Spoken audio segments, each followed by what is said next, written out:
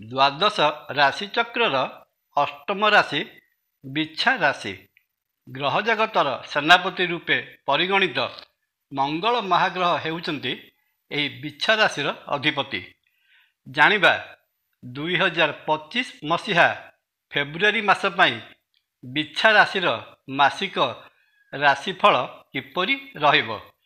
ଏହି ମାସରେ ବିଛା ରାଶି ବ୍ୟକ୍ତିବିଶେଷଙ୍କର ସ୍ୱାସ୍ଥ୍ୟ, ଶିକ୍ଷା, ଅର୍ଥ, ପ୍ରେମ, ବିବାହ, ଘର ଓ ପରିବାର ପ୍ରଭୃତି କ୍ଷେତ୍ରରେ କ'ଣ ସବୁ ଫଳ ପାଇବାର ସମ୍ଭାବନା ରହୁଅଛି। ଜୟ ଜଗନ୍ନାଥ। ନମସ୍କାର। ତପନ ଡାଇଜେଷ୍ଟକୁ ଆପଣଙ୍କୁ ସ୍ୱାଗତ।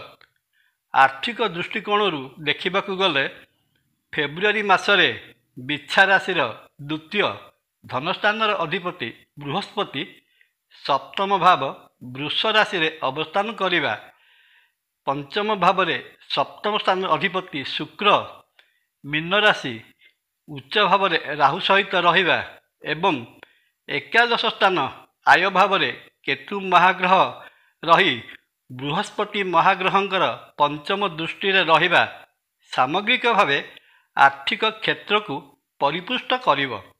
ବାଣିଜ୍ୟ ବ୍ୟବସାୟରୁ ପ୍ରଚୁର ଅର୍ଥ ଆଗମନ ହେବା ସହିତ ଆୟର ନୂତନ ସ୍ରୋତ ଉନ୍ମୋଚିତ ହେବ। ନୂତନ ପ୍ରକାରର ବାଣିଜ୍ୟ କାରବାର କରିବା ପାଇଁ ମନ ବଳାଇବେ। ସପ୍ତମ ଭାବରେ ରହିଥିବା ବୃହସ୍ପତି କୌଣସି ବ୍ରାହ୍ମଣ ମିତ୍ରଙ୍କ ସହଯୋଗରେ ବାଣିଜ୍ୟ ବେପାରର ଅଭିବୃଦ୍ଧି ଘଟାଇବେ। ମାସର ପ୍ରଥମାର୍ଦ୍ଧରେ ତୃତୀୟ ଭାବସ୍ଥ ରବି ଓ ବୁଧ ସରକାରଙ୍କ ସହିତ ବାଣିଜ୍ୟିକ ଚୁକ୍ତିନାମା କିମ୍ବା ଠିକାଦାରୀ କାର୍ଯ୍ୟ କରୁଥିଲେ ବହୁତ ଭଲ ପ୍ରୋଜେକ୍ଟ ଦେବା ସହିତ ଫେବୃଆରୀ ମାସର ଦ୍ୱିତୀୟାର୍ଦ୍ଧରେ ସେହି କର୍ମ ସମ୍ବନ୍ଧିତ ପାଉଣା ବା ବିଲ୍ ପାସ୍ କରାଇ ଆଖି ଦୃଷ୍ଟିଆ ଆର୍ଥିକ ଲାଭ କରାଇବେ।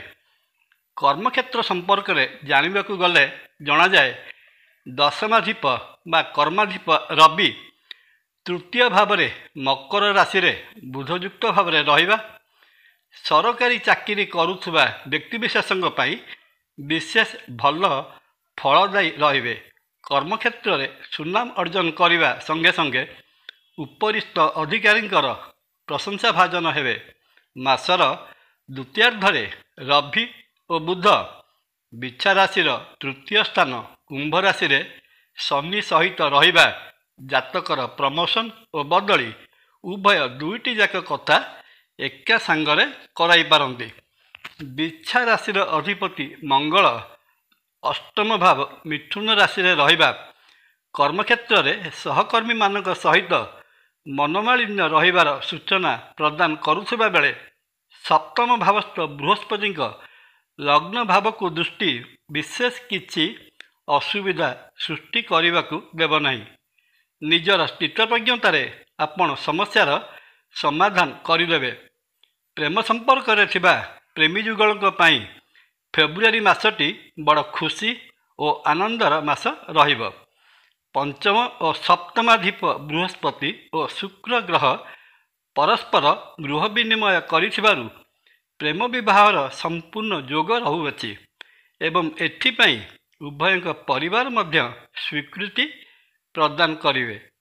ପ୍ରେମ ପରାକାଷ୍ଠାର ଏ ଚମତ୍କାର ନିଦର୍ଶନ ଜାତକ ଚକ୍ରରେ କେବଳ ସମୟ ସମୟରେ ହିଁ ନିର୍ମାଣ ହୋଇଥାଏ। ଏଥିପାଇଁ ତ କୁହାଯାଏ ପ୍ରେମ ଭଗବାନଙ୍କର ଅନନ୍ୟ ଅବଦାନ। ପାରିବାରିକ ଜୀବନରେ ଦାମ୍ପତ୍ୟ ଜୀବନ ମଧୁମୟ ରହିବ। ସ୍ୱାମୀ ସ୍ତ୍ରୀ ଏକତ୍ର ଦୂରସ୍ଥାନ ପରିଭ୍ରମଣରେ ଯାଇପାରନ୍ତି। ପରିବାରରେ ମାଙ୍ଗଳିକ କାର୍ଯ୍ୟ ହେବାର ସମ୍ଭାବନା। ମାସର ଦ୍ୱିତୀୟାର୍ଦ୍ଧରେ ଜାଗାବାଡ଼ି କିଣିବା ବା ଘର ତିଆରି କରିପାରନ୍ତି। ପୁରୁଣା ଯାନବାହନ କିଣିବା ପାଇଁ ମନ ବଳାଇବେ। ଅଧ୍ୟୟନରତ ଛାତ୍ରଛାତ୍ରୀମାନେ ତଥା ନିଜ ସନ୍ତାନମାନଙ୍କ ପାଇଁ ଶିକ୍ଷା କ୍ଷେତ୍ରଟି ବେଶ ପ୍ରଶସ୍ତ ରହିଛି। ପାଠପଢ଼ାରେ ଚମତ୍କାର ଭାବେ ଅଗ୍ରଗତି ହେବ। ଶିକ୍ଷା କ୍ଷେତ୍ରରେ କୃତିତ୍ୱ ଅର୍ଜନ କରିବା ସଙ୍ଗେ ସଙ୍ଗେ ଉଚ୍ଚ ଶିକ୍ଷା ପାଇଁ ମନ ବଳାଇବେ। କମ୍ପିଟେଟିଭ୍ ଏକ୍ଜାମ ବା ପ୍ରତିଯୋଗିତାମୂଳକ ପରୀକ୍ଷା ଦେବା ପାଇଁ ଇଚ୍ଛୁକ ଛାତ୍ରଛାତ୍ରୀମାନଙ୍କ ପାଇଁ ମାସଟି ବେଶ୍ ମୂଲ୍ୟବାନ ରହିଛି। ସ୍ୱାସ୍ଥ୍ୟ ଦୃଷ୍ଟିରୁ ବିଛା ରାଶିର ଅଧିପତି ମଙ୍ଗଳ ଅଷ୍ଟମ ଭାବ ମିଥୁନ ରାଶିରେ ରହିବା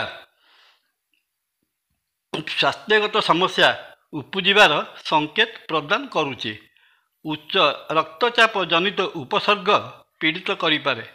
ଶରୀରରେ ବ୍ରଣ ଓ ଫୋଟକା ଆଦି ଦେଖାଦେବାର ସମ୍ଭାବନା ରହୁଅଛି। ଦୁର୍ଘଟଣା ଘଟି ଶରୀରର କୌଣସି ଅଙ୍ଗ କ୍ଷତିଗ୍ରସ୍ତ ହୋଇପାରେ। କିନ୍ତୁ ବିଛା ଲଗ୍ନକୁ ବା ରାଶିକୁ ବୃହସ୍ପତି ମହାଗ୍ରହଙ୍କ ଦୃଷ୍ଟି ରହିଥିବାରୁ ଜ୍ୟୋତିଷୀୟ ମତ କି କୁର୍ବନ୍ତି ଗ୍ରହା ସର୍ବେ ଯସ୍ୟ କେନ୍ଦ୍ରେ ବୃହସ୍ପତି ନ୍ୟାୟରେ ଅର୍ଥାତ୍ ବୃହସ୍ପତିଙ୍କ ଦୃଷ୍ଟି ଲଗ୍ନ ଉପରେ ରହୁଥିଲେ କୌଣସି ଗ୍ରହ କୌଣସି ପ୍ରକାର କ୍ଷତି ଘଟାଇ ପାରନ୍ତି ନାହିଁ। ବିପଦ ଆସିଲେ ମଧ୍ୟ ଅଳ୍ପକେ ଟଳିଯିବ। ଏତଦ୍‌ବ୍ୟତୀତ ବିଛା ରାଶିର ଅଧିପତି ମଙ୍ଗଳ ମହାଗ୍ରହଙ୍କର ଶାନ୍ତି ବିଧାନ ନିମିତ୍ତ ପ୍ରତ୍ୟୟ ହନୁମାନ ଚାଳିଶା ପାଠ କଲେ ସମସ୍ତ ସଙ୍କଟରୁ ଉଦ୍ଧାର ପାଇପାରିବେ। ଜୟ ଜଗନ୍ନାଥ। ଭିଡ଼ିଓଟି ଭଲ ଲାଗିଲେ ଲାଇକ୍, କମେଣ୍ଟ, ସବସ୍କ୍ରାଇବ୍ ଓ ସେୟାର କରିବାକୁ ଅନୁରୋଧ। ନମସ୍କାର। ତପନ।